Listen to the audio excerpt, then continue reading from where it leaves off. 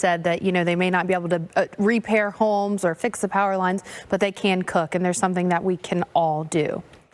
Now, maybe you're traveling today, you might encounter some issues here or there. Now, generally, we've had a pretty quiet start to the morning in terms of any type of airport delays. You can see lots of green bubbles on our map here.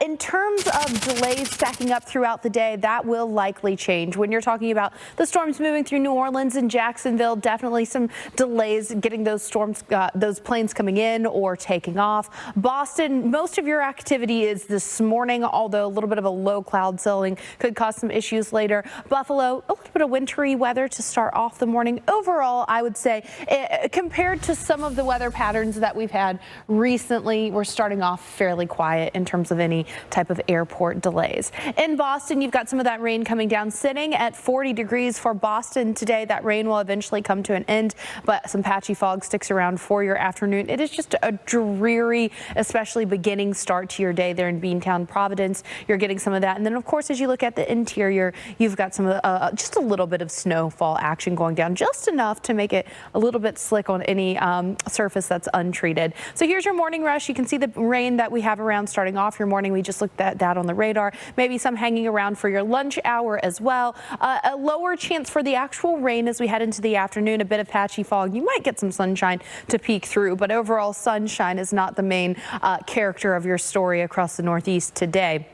In cities like Boston, a little bit of rain in Houston currently, some storms blasting through New Orleans, Montgomery. You've got some rain as well. It's going to be another unsettled day along the Gulf Coast. We're getting hail makers, big hail makers for some of these severe thunderstorm warnings that we've got going on. Could see hail up to about the size of ping pong ball size hail, and that is along 98 between Macomb and Hattiesburg. So if you're driving down Highway 88 or 98 and encountering that hail on the windshield, that is going to cause a big problem for your Tuesday morning. Columbia, you're included in that until 7:30. So we've got definitely certain types of frozen precip coming from the sky right now, Jordan, in Mississippi, but it's not anything like they had in Utah. No, I mean, residents impacted by the fire. Neil, thanks so much for being with us. This is such an interesting concept.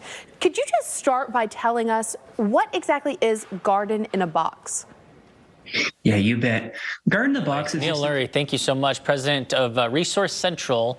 We appreciate your time and for the idea and now the awareness for anybody who's in Colorado who's interested. Yeah, I love that. And you know what I noticed as we were showing some of that video? We had videos of some of the wildflowers too with the bees buzzing around. I noticed that too. There are so many helpful elements that come along with reintroducing more natural vegetation. 100%. Yeah. For more stories like this, make sure you guys check out Pattern on our streaming channels. You can find us Local Now, Tubi, Plex, Zumo, and more. Coming up next on Pattern, did you know solar panels only work for about 30 years? Glowing news for solar power. The Energy Information Administration says renewables surpassed coal electricity production in the U.S. for the first time in 2022. That was largely driven by wind and solar. Yeah, the numbers are growing globally, so that's good news too. In 2021, solar increased by 22% globally, reaching an all-time high, and that means solar panels are being installed faster than ever before. That's right, but we got to give you the downside too. We want to give you a balanced playing field here. Those panels only last about 25 to 30 years,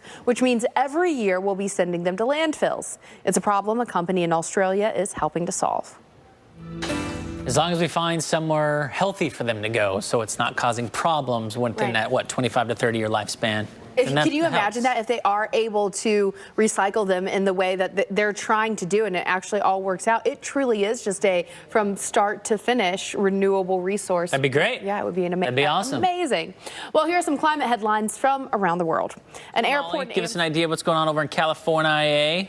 Big another cross-country stuff. I'm excited. I know they're probably sick of it, but this is so good. This is, and it's just been round after round. Yes, it will come with its own problems because this. Oh, and everyone collectively sighed because it just feels like we can't get away from this. Thanks, Molly. Hey, here's what's coming up tomorrow on Pattern. You do not have to live in rural areas. All right, there's a lot more, obviously, severe weather today, and of course later this week. Woo TV will come up next and give you guys an update on timing and anything that is new that is just coming out.